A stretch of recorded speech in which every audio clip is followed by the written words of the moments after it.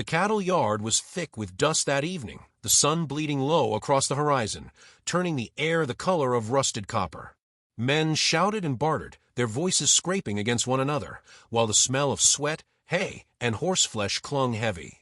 Elias Boone stood apart from the noise, hat pulled low, his lean frame carved by years of silence and work. He had not come to buy. He had not come to join. Yet when the crowd shifted and a woman's voice, hard and bitter as gravel, rose above the rest, he lifted his head. Martha Hollister dragged her daughter forward like a lamb for slaughter. Clara May, belly swollen with child, wore a faded calico dress that hung heavy with shame. Her eyes fixed on the ground, her cheeks streaked with tears that had dried into salt. Laughter cracked through the air as Martha announced her ruined daughter to the men gathered, speaking as if the girl were nothing more than worn-out tack.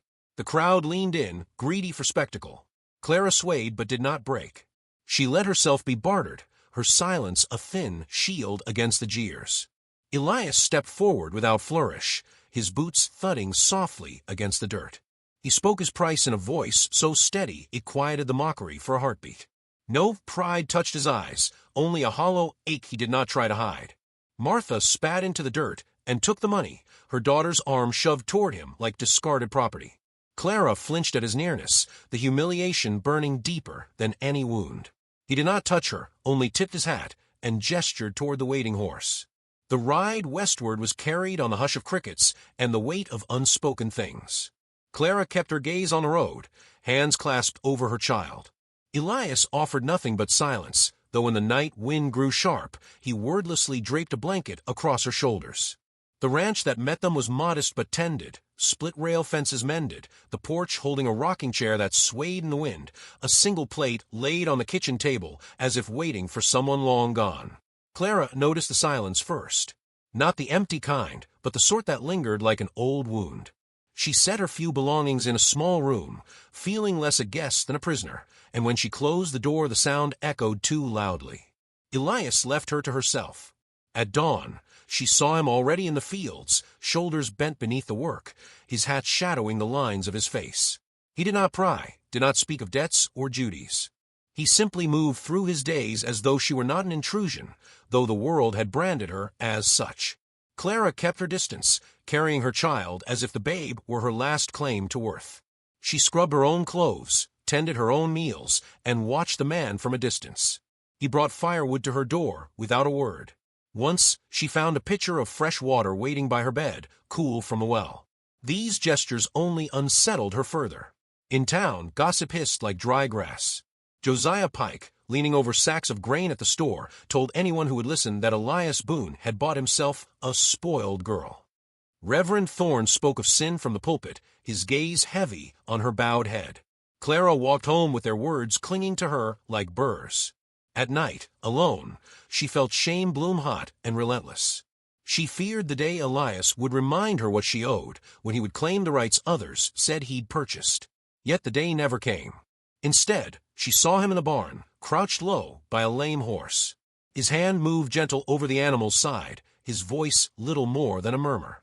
The horse trembled, but Elias stayed, patient as the dark, until the animal's breathing steadied. From the shadows, Clara watched. Something in her chest softened, though she fought it, clutching her belly, as if to remind herself that she was not here by choice. But the image of that quiet mercy stayed with her, an ember against the cold of all she had lost. The mornings shifted quietly, almost without notice. Where once Clara rose in silence, she now found herself setting bread to rise, laying out beans to soak, stirring stew that filled the house with the comfort of smell.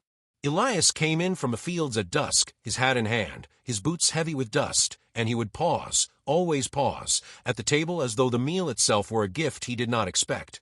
He ate slowly, every bite careful, and when he looked up, his eyes carried gratitude that needed no words. Fences broke often in those days, winter storms shaking the posts loose, cattle pressing hard against the rails. Clara followed Elias out one morning, the child still restless in her belly. She watched as he hammered wood against wood, his brow lined with sweat. When a nail refused to set, he cursed softly under his breath, fumbling. The sound drew a sudden, startled laugh from her.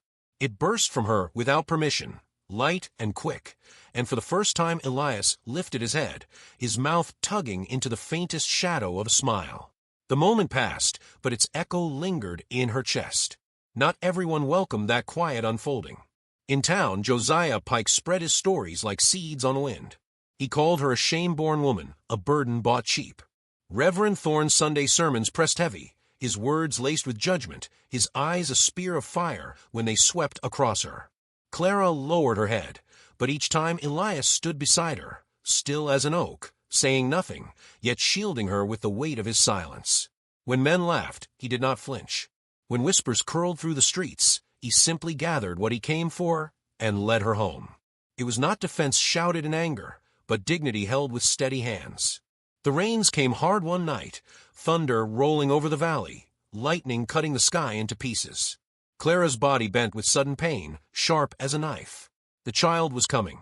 Fear clawed at her throat as the storm rattled the shutters, and Elias was there at once, his hand steady, his voice low. He brought water to her cloth, held her trembling hand as the hours dragged like years. She cried out, body breaking open, and his grip did not falter. His rough palm became her anchor, his words a lantern through the dark. When the baby's cry finally split the storm, relief washed over the small house like a prayer. It was a girl, tiny, fierce in her wailing, alive against all odds. Clara held her close, tears streaming unchecked, her heart breaking and mending all at once. She pressed her lips to the child's head, whispering thanks she could not shape into words. Elias stepped back, shadowed by firelight, his shoulders trembling with something he tried to hide. Later, when the storm had quieted and Clara had fallen into exhausted sleep, she woke to the sight of Elias by the hearth. The baby lay cradled in his arms, his weathered face bent low, eyes shining wet. He rocked gently, as if afraid she might vanish if he held too still. His voice, rough and quiet, carried words meant only for the child. He spoke of a wife long gone, a woman buried before she could give him the life he had once dreamed of. He confessed he had thought God had closed that door forever, that his days would end in silence. His voice broke when he said he had been wrong. Clara watched, her own tears rising. For the first time since her mother's betrayal, she felt something bloom in her chest that was not fear or shame. It was belonging, fragile, tentative, but real. She saw not a man who bought her, but a man who carried his own scars and still chose to be gentle. By spring, the town looked on differently. Clara walked through the streets with her daughter in her arms, Elias at her side, his presence steady as the land itself. Gossip faded when faced with the quiet strength of their bond, when eyes could not deny the dignity that grew in her step. Reverend Thorne's sermons softened, though his words no longer mattered. Clara had found her worth not in his approval, but in the quiet shelter of a man who never once demanded she pay a debt. And so the story settled into something more than survival. The lonely rancher, once haunted by silence, found his home filled with the sound of small feet and soft laughter.